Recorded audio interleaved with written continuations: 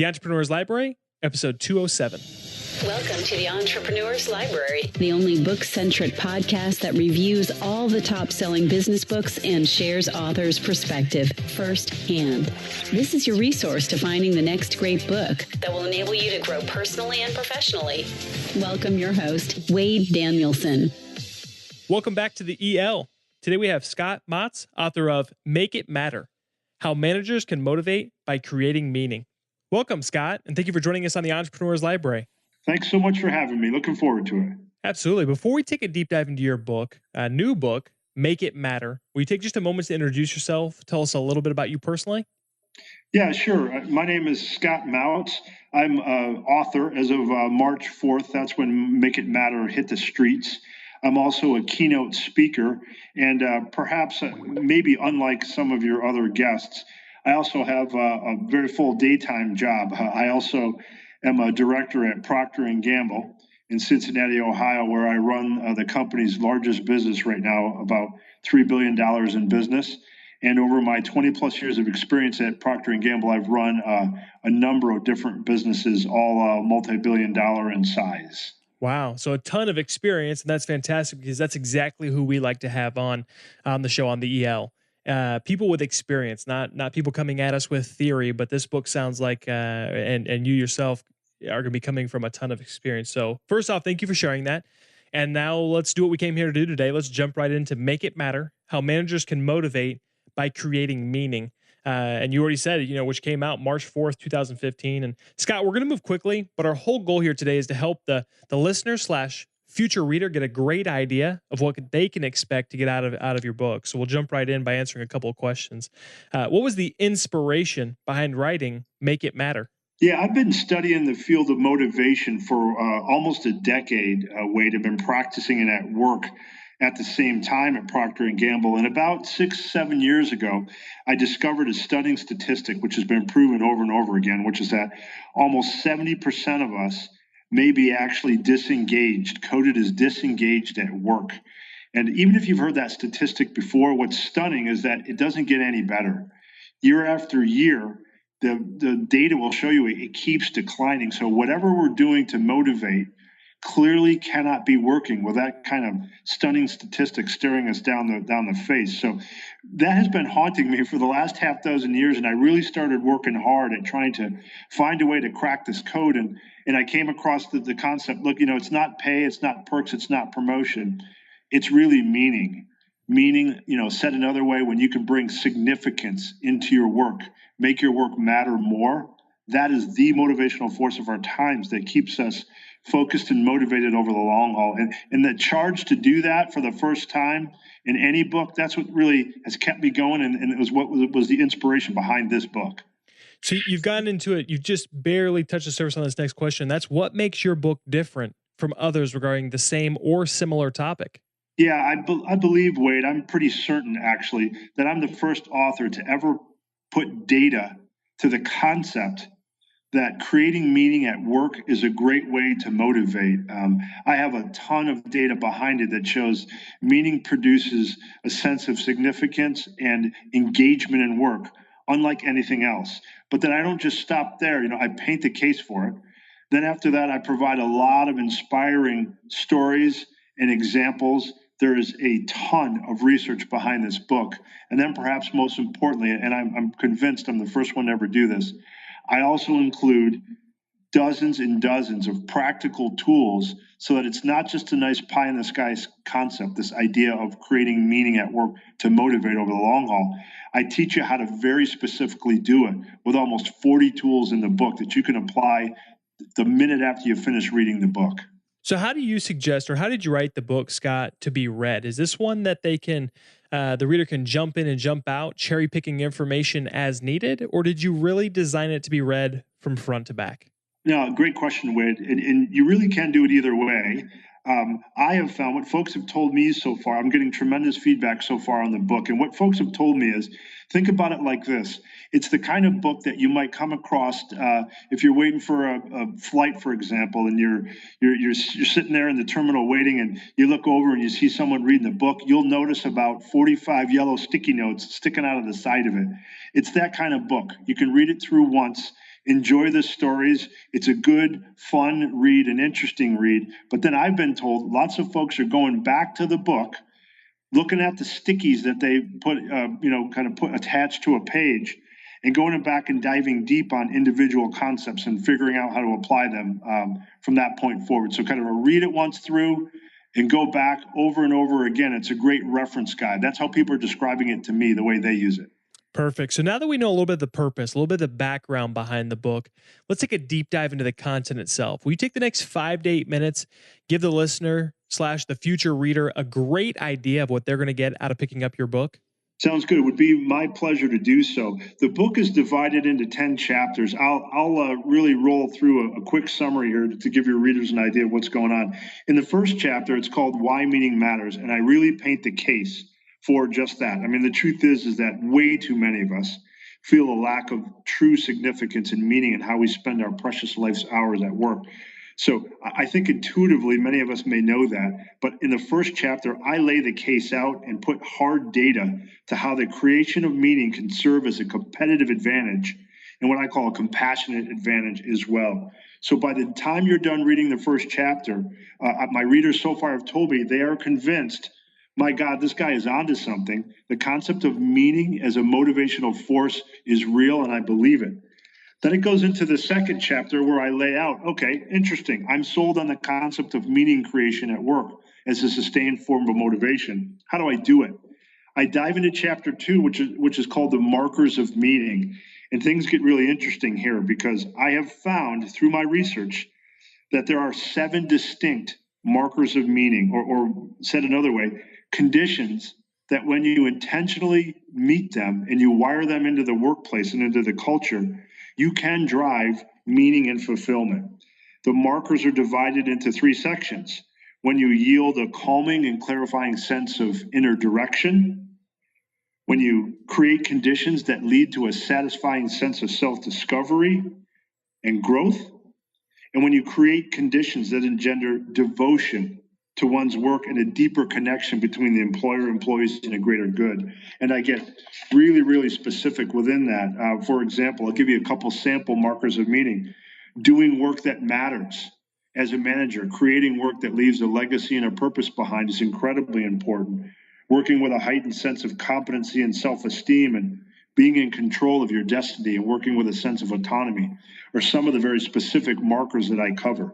So by the end of chapter 2, you'll have a real sense of, okay, I think I get it. I get the conditions that create meaning. I move on to chapter 3, where I really start to dig deeply into each marker of meaning now.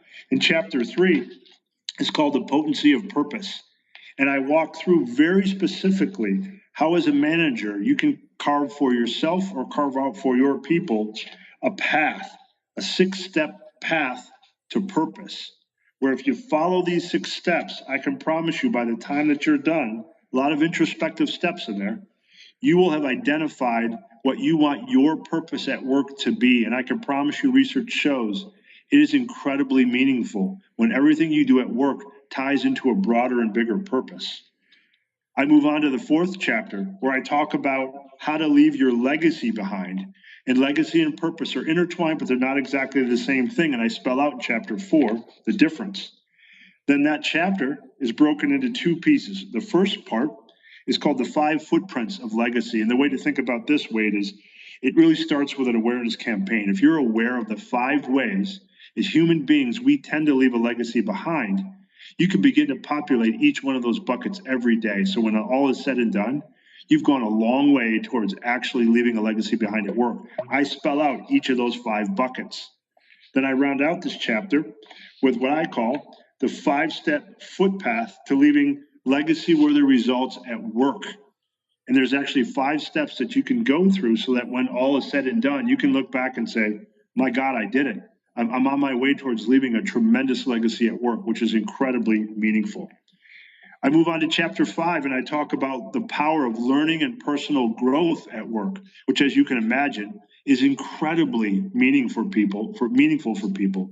Just as managers and leaders, we don't often enough intentionally create a learning and growth environment. And I spell out 7 very specific ways you can craft an environment that's rich with learning and personal growth. I move on to chapter 6, the next core marker of meaning and way to create a sense of significance at work is to create a meaningful decision-making and influence-based culture as well. When people feel like they're part of making decisions and when they feel like they have autonomy, it is incredibly motivating. And I spell it out, an employee-centered decision-making method in this chapter, as well as 8 things you can do to intelligently create autonomy as a manager, because the truth is there's a dark side to creating autonomy, and you have to be careful of that. I teach you how to do it the right way. Chapter 7 moves on to teach how to create cultures of consequence, the ones that are most meaning rich according to my research. And those are cultures that are built on a core of caring, authenticity, and teamwork. And I go really deep on each one of those components, how to show up as visibly caring. What are the variety of ways you can do that as a manager?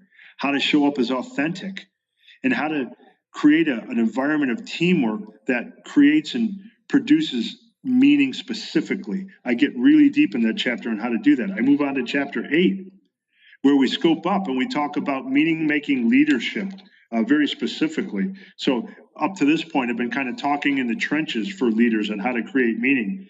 And I move forward in chapter 8 and talk about how as a leader, you can create meaning more so than any of your competitive set. And I talk about 4 traits of meaning-making leadership: having a passion for potential, emitting a caring connective undercurrent, possessing framing finesse, and creating an atmosphere of relaxed intensity. And I give case studies for each one of those traits of meaning-making leaders.